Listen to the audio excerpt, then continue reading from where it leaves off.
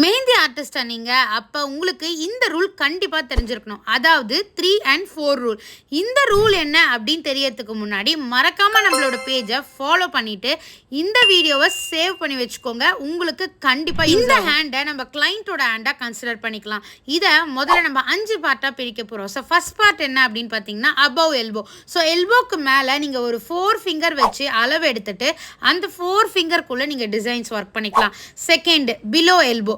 Below எல்போல இருந்து நீங்க எல்லாமே 3 ஃபிங்கர் கேப் விட்டு லைன்ஸ் போட்டுட்டு அதுக்குள்ள நீங்க டிசைன்ஸ் ஒர்க் பண்ணீங்க அப்படின்னா அந்த டிசைன்ஸ் அவ்வளோ நீட்டா வரும்.